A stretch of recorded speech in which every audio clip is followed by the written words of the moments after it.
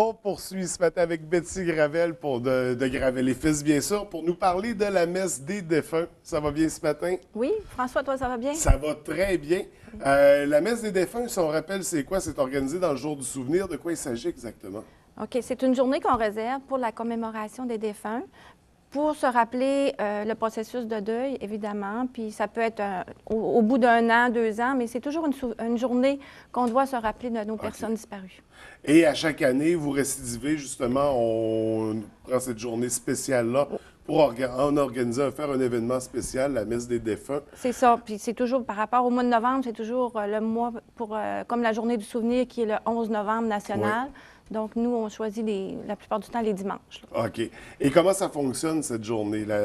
Comment ça fonctionne la messe? OK. Bon, bien, cette année, j'ai choisi comme thème l'oiseau, symbole de liberté. Parce que vous savez, François, quand on entre dans un processus de deuil, bien, c'est difficile. Un peu comme on voit les bernaches, puis les oies ce temps-ci. Fait qu'ils travaillent fort, puis ils volent assez loin aussi. Donc, c'est un travail qui est hasardeux. Quand on rentre dans le processus de deuil, c'est un peu le même principe.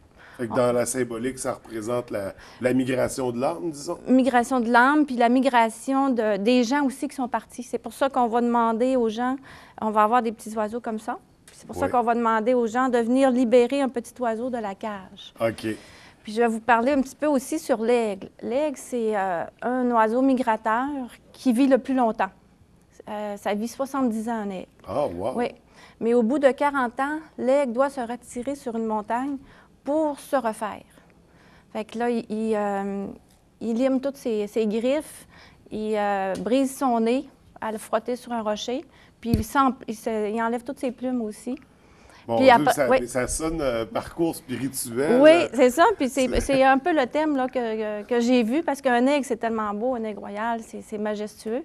Mais ça, il prend 150 jours, donc 5 mois à se refaire une vie pour être capable de faire encore 30 années de sa vie. Fait qu'il vit jusqu'à 70 ans à ce moment-là, mais au bout de 40 ans, il faut qu'il se refasse au complet. Donc, drôlement intéressant dans la vie de l'animal, et c'est ça, là, on fait le lien fort avec justement avec la thématique, justement, on parlait de parcours spirituel. Oui. Donc, c'est sous le thème des oiseaux que ça se présente cette année. On disait les gens vont pouvoir libérer un oiseau. Comment ça va fonctionner? Il va y avoir des cages comme ça avec... Oui, on a des cages, puis après ça, on fait la célébration à l'abbé, c'est le dimanche le 9 novembre à 11h à l'église Saint-Alphonse. OK. C'est l'abbé Pierre, le nouveau prêtre de la paroisse, là, qui va nous célébrer aussi, c'est Pierre Bergeron. Puis après ça, on va inviter les gens puis à venir vraiment cueillir l'oiseau de la cage. Mais c'est vraiment symbolique.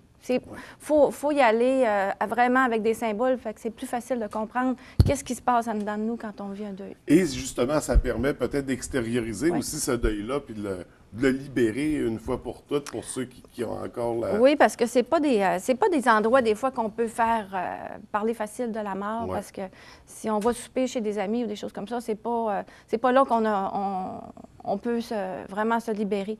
Fait que dans des moments réservés comme ça, exprès aussi avec la famille, donc je pense que c'est bien important. Et c'est un lieu de rencontre aussi. Là, il y aura beaucoup de gens justement qui auront ce sujet-là à cœur. Oui. Donc, les gens pourront partager pour l'occasion entre eux, justement, pour s'aider à faire passer le deuil. Puis cette année aussi, notre chanteuse, ça va être Élisabeth Boudreau. Oui. Élisabeth qui a gagné quand même assez de concours ici en région. Donc, je suis bien contente. Élisabeth va être avec nous pour les chants. Donc, l'animation au travers de tout ça pendant la messe avec les chants, c'est un incontournable. Ça s'adresse à tout le monde? À tout le monde. Tous ceux qui vivent un deuil, de près ou de loin, ça peut faire 1 mois, 6 mois, 1 an, 6 ans. Les gens sont bienvenus. Puis je sais qu'à chaque année, il y a des gens qui reviennent à nos célébrations. Oui. Donc, à l'abbé, c'est le dimanche le 9 novembre à 11h.